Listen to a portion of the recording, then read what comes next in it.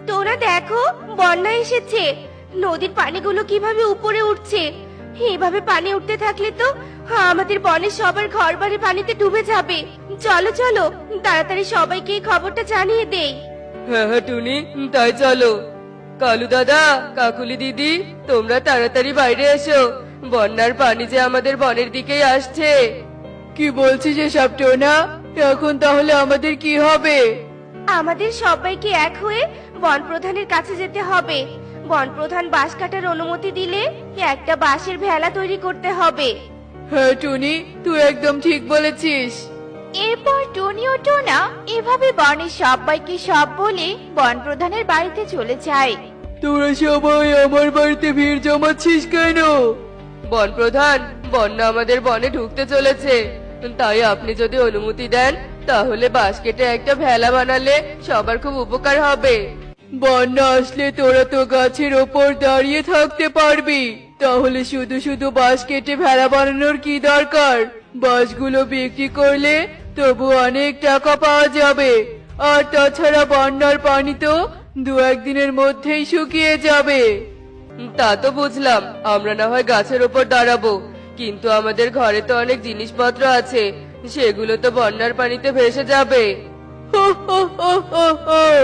আমি তো তোদের সবার বয়সে বড়, এমন বন্যা কখনো দেখিনি যে ঘরের সব জিনিসপত্র ভেসে যাবে। এখন আমাকে বিরক্ত না করে এখান থেকে চলে যেত। যত সব কাহিনী নিয়ে আমার কাছে এসেছে। বন প্রধানের মুখে এমন কথা শুনে কেউ আর কিছু না বলে সবাই সেখান থেকে চলে যায়। বন প্রধান তো আমাদের কথার কোনো গুরুত্বই দিল না। এখন তাহলে আমরা কি করব? চলো আমরা জঙ্গল থেকে কিছু কলা গাছ এনে ভেলা বানিয়ে ফেলি। বন প্রধানের কথা শুনে বসে থাকলে আমাদের সবার জিনিসপত্রগুলো হারাতে হবে। হ্যাঁ টোনা, তুই একদম ঠিক বলেছিস। এরপর সবাই কলা গাছ নিতে জঙ্গলে চলে যায়। আর এদিকে আকাশ থেকে পরি ও তার ছানা পাখিদের এসব দৃশ্য দেখছিল। মা, দেখিছ ওই বন প্রধানটা কত খাইয়ে বনের পাখিরা বিপদে পড়েছে, কিন্তু তাদেরকে সাহায্য না করে দূর দূর করে তাড়িয়ে দিল। ওই বন প্রধানকে শাস্তি দাও তো মা। না রে মা, শাস্তি দেব না। শুধু শাস্তি দিয়ে কাউকে সঠিক পথে নিয়ে আসা যায় না, বরং কাউকে সাহায্য করলে সঠিক পথে নিয়ে আসা যায়। তাই আমি এই বন প্রধানকে অন্যভাবে সঠিক পথে নিয়ে আসব। অনেক কলা গাছ তো কেটেছি, এবার চলো সবাই গাছগুলোকে বাড়িতে নিয়ে যাই। যত তাড়াতাড়ি সম্ভব ভেলা বানাতে হবে, নয়তো পানিতে সব জায়গা ভরে গেলে আর ভেলা বানাতে পারবো না। হ্যাঁ হ্যাঁ, চলো সবাই। এরপর সবাই কলা গাছ নিয়ে বাড়িতে ফিরে আসে আর বাড়ির উঠোনে বসে সবাই মিলে ভেলা বানানোর কাজ শুরু করে দেয়। আর এক পর্যায়ে তারা সুন্দর একটি ভেলা বানিয়ে ফেলে। ঠিক তখনই মুষলধারে বৃষ্টি পড়তে শুরু করে। এ কি, এখন আবার বৃষ্টি শুরু হয়ে গেল? এমন বৃষ্টির পানিতে তো বন্যার পানি আরো বেড়ে যাবে, আর পানি শুকাতে অনেক সময় লাগবে। চিন্তা করো না টুনি, সৃষ্টিকর্তা সহায় থাকলে আমাদের কখনো কোনো ক্ষতি হবে না। এখন সবাই ঘরে গিয়ে জিনিসপত্রগুলো নিয়ে ভেলায় তোলো, যাও।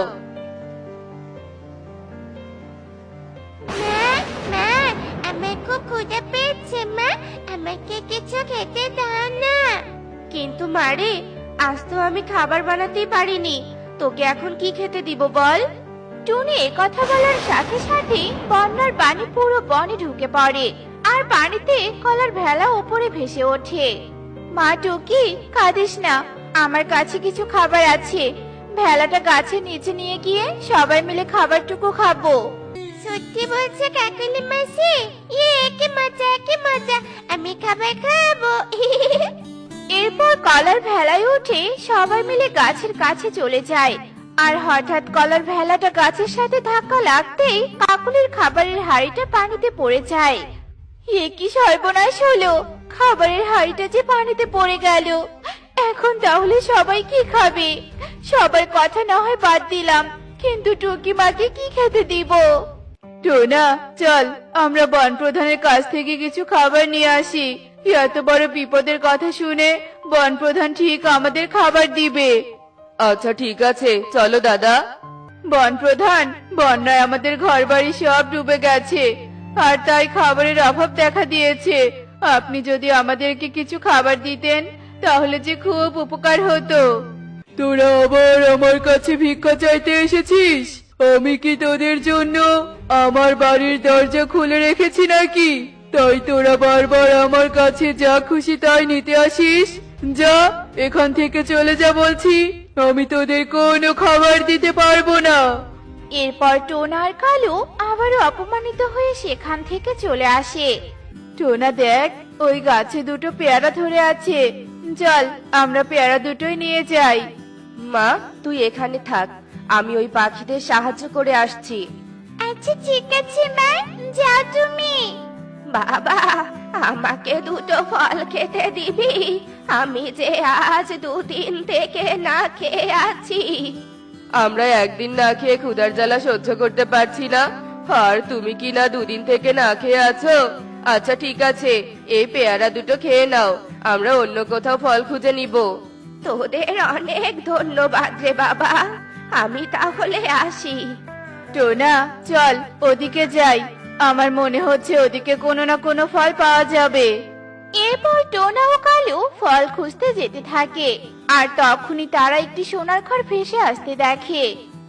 এ কি কালু দাদা, সোনার ঘর আবার কোথা থেকে ভেসে আসছে? না জানি কোন ধনী পাখির ঘরটা বন্যার পানিতে ভেসে আসছে। চল ঘরটা গাছের সাথে বেঁধে রাখি, বন্যা চলে গেলে ওই ধনী পাখির খোঁজ করে ঘরটা দিয়ে আসবো।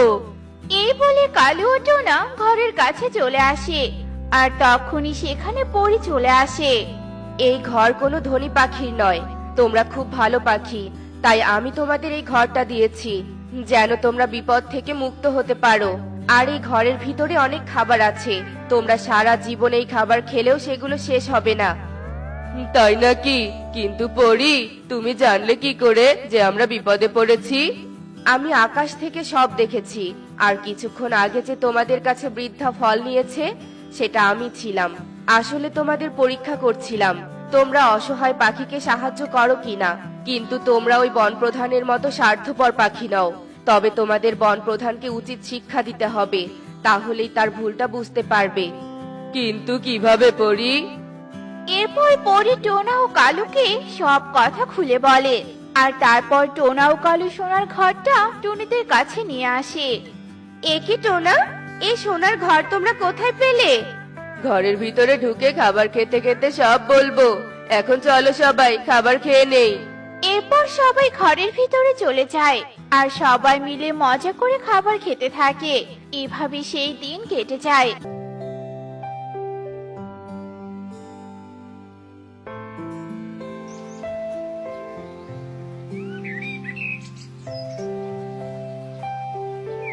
আর পরের দিন সকাল হতেই বন্যার পানিও শুকিয়ে যায়।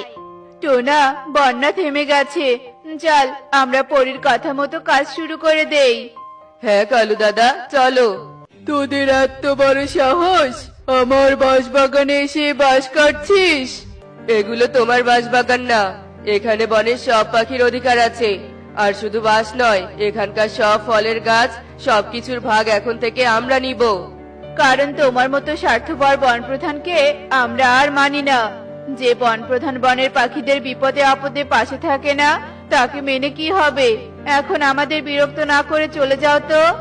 কিন্তু তোদের থেকে আমার টাকা পয়সা বেশি, তোরা আমাকে না মানলে আমি টাকা দিয়ে এই বনে অন্য পাখিদের নিয়ে আসবো, আর সবাইকে বাড়ি বানিয়ে দিব। হা হা হা হা হা। তোমার আর কত টাকা আছে? তার থেকে আমাদের বেশি টাকা আছে। তুমি তো তা জানোই না, আমরা এখন সোনার ঘরে থাকি। বিশ্বাস না হলে আমাদের সাথে গিয়ে দেখে আসতে পারো। আচ্ছা ঠিক আছে, চল দেখি। এরপর টোনা ও কালু ঈগলকে নিয়ে তাদের সোনার বাড়িতে চলে আসে। ও মা, সত্যি তো এটা সোনার ঘর। তোরা দয়া করে আমাকে বন থেকে তাড়িয়ে দিস না, আমি এখন থেকে তোদের বিপদে আপদে সব সময় পাশে থাকবো। আচ্ছা ঠিক আছে বনপ্রধান, বন থেকে তাড়িয়ে দিব না, তবে তোমাকে বনপ্রধান হিসেবে মানবো না, কারণ তোমার বিশ্বাস নেই। আমরা গরিব হয়ে গেলে আবার তুমি আমাদের সাথে খারাপ ব্যবহার করবে, তাই এখন থেকে আমরা নিজেরাই বনের দেখাশোনা করব, আর সবাই সবার বিপদে পাশে থাকবো। এই কথা শুনে ঈগল মাথা নিচু করে চলে যায়। তার একমাত্র মেয়ে টুকিকে নিয়ে ছোট্ট এই কুঁড়ে ঘরে বসবাস করে। ঘরের চাল ছিল ফুটো, ঘরে খাবার নেই, কারণ টুনি আজ 2 দিন যাবৎ ভীষণ অসুস্থ। টুনির স্বামী টোনা একটা দুর্ঘটনায় মারা গেছে। তারপর থেকে টুনি রোজগার করে তার সংসার চালাতো, কিন্তু 2 দিন থেকে টুনি অসুস্থ থাকার কারণে তার সংসারে নেমে এসেছে ভীষণ অভাব। না, আমার এভাবে শুয়ে থাকলে চলবে না। মেয়েটা 2 দিন থেকে না খেয়ে আছে। আমি মা হয়ে এটা কি করে সহ্য করি?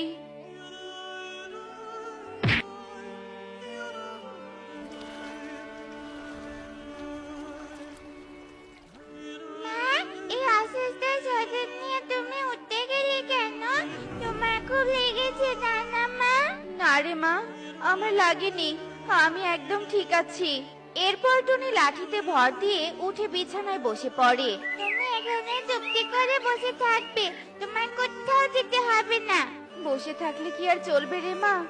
ঘরে যে খাবার নেই, তুই তো কিছুই খাসনি, তাই আমাকে যে বাইরে যেতেই হবে রে মা।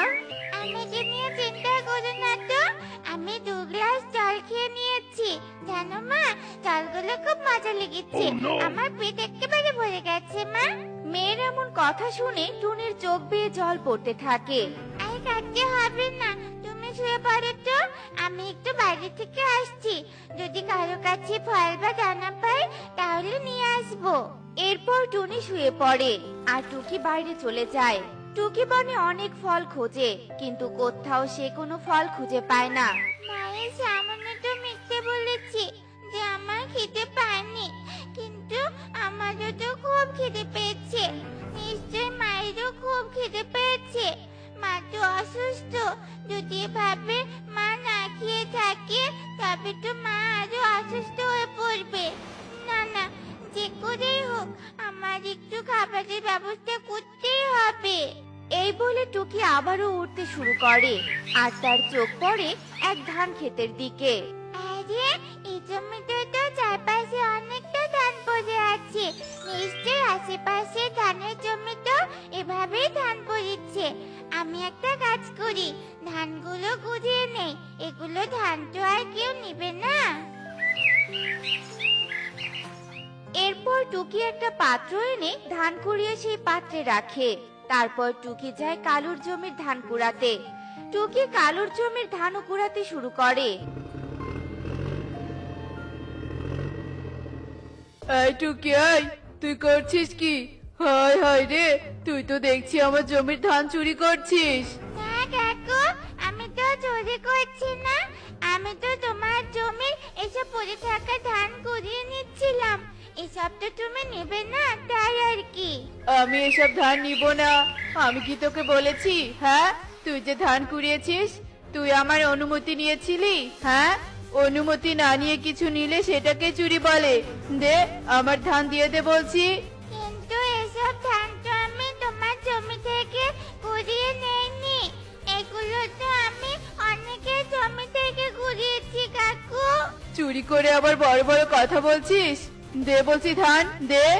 কালু টুকির কাছ থেকে সবগুলো ধান কেড়ে নেয়। ভালোই হলো, বিনা পরিশ্রমে কতগুলো ধান পেয়ে গেলাম। ধানগুলো বিক্রি করলে ভালো টাকা পাওয়া যাবে। কালু ধানগুলো নিয়ে চলে যায় আর টুকি জমিতে বসে কাটতে শুরু করে। বিধাতা, এটা তোমার কেমন বিচার? কেন তুমি ধরে দরিদ্র তৈরি করেছো? কেন আমার ভাগ্যে আছে একটু খাবারও জোটে না? কেন? তবে কি ভাগ্য দেবী আমাদের থেকে মুখ ফিরিয়ে নিয়েছে? আমি যে আর খেতে জ্বালা একেবারে সহ্য করতে পারছি না। টুকি অনেক কান্না করতে থাকে। ঠিক এমন সময় টুকির চোখ যায় একটা আম গাছের ওপর।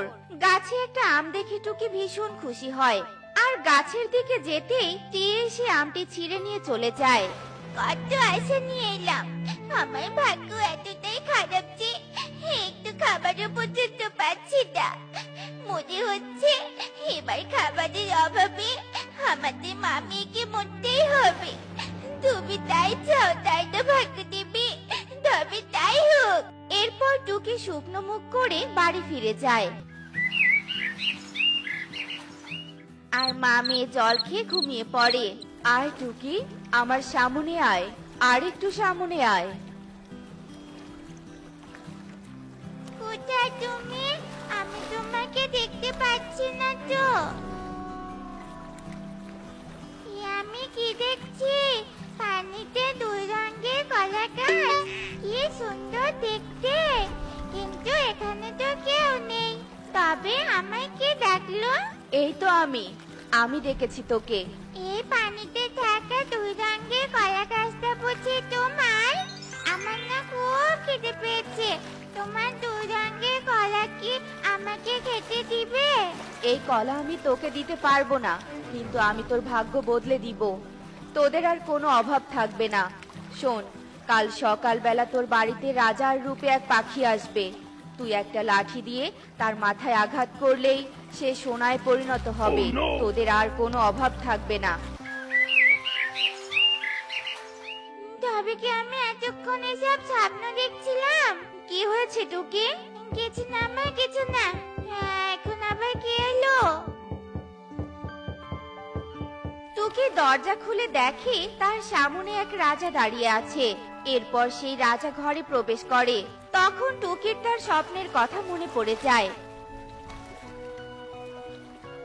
আর টুকি একটা লাঠি এনে রাজার মাথায় আঘাত করতে রাজা সোনার মোহরে পরিণত হয়। মা দেখো, আমাদের ভাগ্য বদলে গেছে। কত মোহর!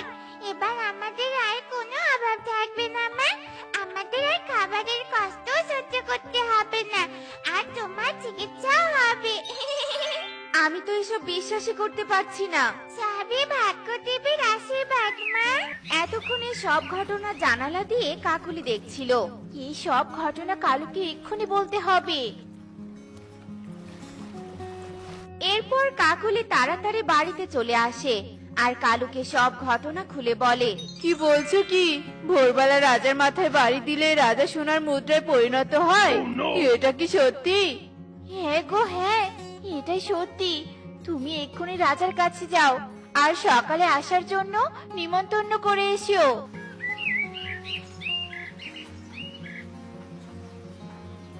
এরপর কালু একটা নেমন্তন্ন কার্ড নিয়ে রাজা ঈগলের দরবারে যায় আর ঈগলকে বলে, রাজা মশাই, আপনি কিন্তু সকালবেলা অবশ্যই আসবেন।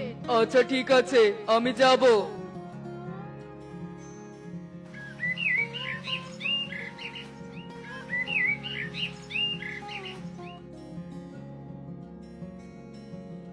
রাজা মশাই, আপনি এসেছেন? আসুন, ভিতরে আসুন। রাজা মশাই, প্রহরীরা বাহিরেই থাকুক, আপনি চলুন। প্রহরী, আমি ভিতরে যাচ্ছি, তোরা বাইরেই অপেক্ষা কর। রাজা মশাই, আপনি এসেছেন? তবে তো এবার আমরাও ধনী হয়ে যাব। আমার হাতে বেশি সময় নেই। কি খাবারের আয়োজন হয়েছে তা এক্ষুনি আনা হোক।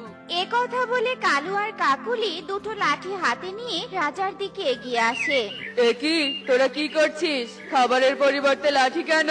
কারণ আমরা ধনী হব। তোরা আমাকে মারছিস কেন? তোদের আমি কারাগারে নিক্ষেপ করব। নেমন্তন্ন করে এনে মারধর করা? প্রহরী, প্রহরী! ওগো, রাজা তো শোনা হচ্ছে না। মনে হয় আরো মারতে হবে। আমারও তাই মনে হয়।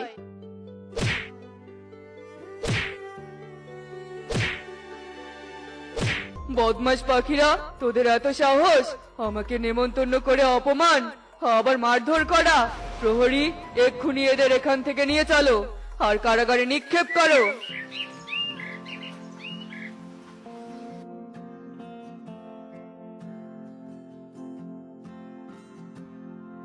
এরপর কালু আর কাকুলিকে কারাগারে নিক্ষেপ করা হয়। আর এদিকে টুনি টুকি সেসব সোনার মোহর দিয়ে নিজেরাও ভালো থাকে আর তারা অন্যদেরও সাহায্য করতে থাকে। আর এরপর থেকে তারা তাদের দিন আনন্দে কাটাতে থাকে। তো বন্ধুরা, প্রকৃত সত্য না জেনে আমাদের কখনোই অন্যকে অনুকরণ করা ঠিক নয়। এমনই সব মজার মজার শিক্ষণীয় টুনি পাখির গল্প পেতে আমাদের পাশেই থেকো। আর গল্পটি কেমন হয়েছে তা কমেন্টে জানাতে ভুলো না কিন্তু। Bye bye.